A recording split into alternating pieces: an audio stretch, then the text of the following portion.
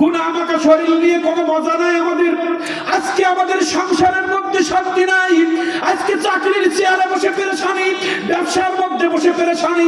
কারণ কিনেছি 10 টাকায়, সব খরচ খরচা দিয়ে 20 টাকা বিক্রি করলে আমার সংসার চলে, ওই মালটা আমি 100 টাকায় বিক্রি করছি। যে খাবারটা, যে পণ্যটা এখনো পরিপক্ক হয় নাই, আমি পাউডার দিয়ে, মেডিসিন দিয়ে স্প্রে করে 20 মানুষের কাছে ঢুকায় দিচ্ছি। ওই যে খাচ্ছে সেও ক্যান্সারে আক্রান্ত, ডায়াবেটিসে আক্রান্ত, প্রেসারের মধ্যে আক্রান্ত। যিনি ফরমালিন দিয়ে বিক্রি করলেন তার পরিবারও আক্রান্ত হয়ে গেছে। ব্যবসার ভিতরে ফাত্তাবিউনি নাই, ব্যবসার ভিতরে ফাত্তাবিউনি নাই, নামাজের ভিতরে ফাত্তাবিউনি নাই। নামাজ দিয়েছেন আল্লাহ, পড়তে বলেছেন নবীজির তরিকায়, ব্যবসা করতে বলেছেন আল্লাহ, আমার নবী যেভাবে বলেছেন সেভাবে করতে হবে। চাকরি করতে বলেছেন আল্লাহ, কিভাবে করতে হবে আমার নবীর কাছে শিখতে হবে।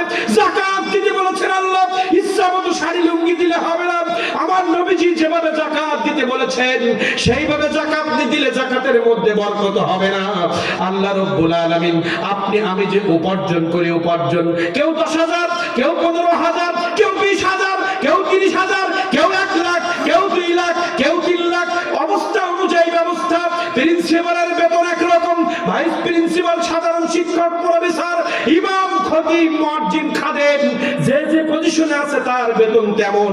কেউ যখন ইনকাম করবে আল্লাহ রাব্বুল আলামিন বললেন, হে নবী আপনি ঘোষণা দিন, যারা ইনকাম করতে শিখেছে তারা যখন আপনার কাছে প্রশ্ন করবে, নবী আমরা এখন ইনকাম করতে শিখেছি, উপার্জন করতে শিখেছি, কোন পথে ব্যয় করব নবী, এই প্রশ্ন যখন আপনার কাছে করবে, হে নবী আপনি তাদেরকে জানিয়ে দিন, ইয়াসআলুনাকা মাযা ইনফিকুন কুল মা আনফাকতুম মিন খায়রিন ফালিল ওয়ালিদাইনি ওয়াল আকরাবিন।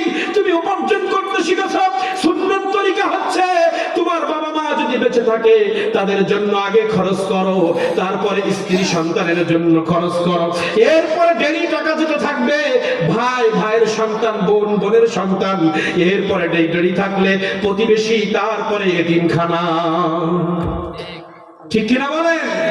আমরা উপার্জন করি, এই উপার্জন করার পরে ব্যয়ের মধ্যে সুন্নাত নাই, উপার্জনের মধ্যে সুন্নাত নাই। আহাল্লাল্লাহুল বাইআ ওয়া হারামার রিবা, আল্লাহ সুদকে করেছেন হারাম, আল্লাহ ব্যবসাকে করেছেন হালাল। ব্যবসার ভিতরে সুদ, যিনি খাচ্ছেন তিনিও বিপদে, যিনি দিচ্ছেন তিনিও বিপদে, দেওয়াও গুনাহ, নেওয়াও গুনাহ, যিনি দিলেন তিনিও হারাম, যিনি নিলেন তিনিও হারাম। এই হারাম পথ থেকে ইবাদত কবুল হবে? আল্লাহ তাআলা বললেন আমাকে ভালোবাসতে হবে সবার থেকে আগে। আল্লাহ তাআলা বললেন আমি ভালোবাসি মানুষকে সৃষ্টি করেছি, মানুষ স্বাভাবিকভাবে আমি আল্লাহ আমাকে ভালোবাসবে, আমার ভালোবাসা ছাড়া পৃথিবীর জমিনে টিকে থাকা সম্ভব নয়। আর আমার ভালোবাসতে হলে আমার নবীর ইত্তেবা লাগবে, নাইলে তোমাদের ভালোবাসা আমি মানি না।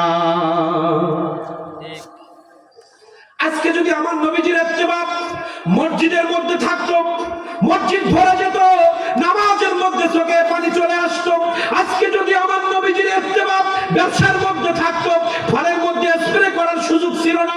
আজকে ওই যে এখনো পোক্ত হওয়ার আগে কলার খাদি কাটা আমগুলো কেটে ফরমালিন দিয়ে বিষ ঢুকে মানুষকে খাওয়ার ব্যবস্থার কোনো সুযোগ থাকতো না। আজকে যদি ফাত্তাবিউনি থাকতো, প্রাইমারি থেকে শুরু করে ইউনিভার্সিটি পর্যন্ত কোরআন মাজিদ শিক্ষা করা এবং মাসলা মাসাইল, ইসলাম ধর্ম এটা বাধ্যতামূলক, ইসলাম ধর্ম এবং কোরআন মাজিদ শিক্ষা এটা অবশ্যই বাধ্যতামূলক থাকতো। ঠিক কিনা বলেন? ফাত্তাবিউনি নাই, এজন্য ইউনিভার্সিটিতে কোরআন হাদিস পড়ানো হয় না, তারা নাস্তিক হয়ে যাচ্ছে, তারা বাড়িতে এসে আমাদের সাথে তর্ক বিতর্কে লিপ্ত হচ্ছে। নামাজ লাগবে না, নাস্তিক হয়ে গেছে, রোজা লাগবে, নাস্তিক হয়ে গেছে, কারণ তার ভিতরে কোরআন মাজিদ ঢোকানো হয় নাই, ইসলাম ঢোকানো হয় নাই, মাসলা মাসাইল ঢোকানো হয় নাই। আপনার আমার সন্তান স্কুলে পড়ে, কিন্তু তার ভিতরে রাসূলের সুন্নাত আপনি আমি ঢোকাইতে পারি নাই। আমি ইমামতি করছি, আমার ভিতরে সুন্নাত নাই, আমি মসজিদ করছি, আমার ভিতরে সুন্নাত নাই, আমি চাকরি করছি, আমার ভিতরে সুন্নাত নাই। সুন্নাত কি? আমার নবীজির ঘোষণা যে ইমাম, মুয়াজ্জিন এবং মাদ্রাসার principal, vice principal, professor, peon এবং দপ্তরি, তোমরা যারা চাকরি করে, এমপি, মন্ত্রী, প্রধানমন্ত্রী, চেয়ারম্যান, চকিদার এবং নাইট গার্ড এবং ইউনিয়ন কাউন্সিলর, তোমরা যারা যে পদে চাকরি করো, আমার নবীজির ঘোষণা, যখন বাড়ি থেকে বের হবা, যদি তোমার বৃদ্ধ বাবা মা বাড়িতে থাকে, ওই বৃদ্ধ বাবা মা অনুমতি ছাড়া চাকরিতে যেও না।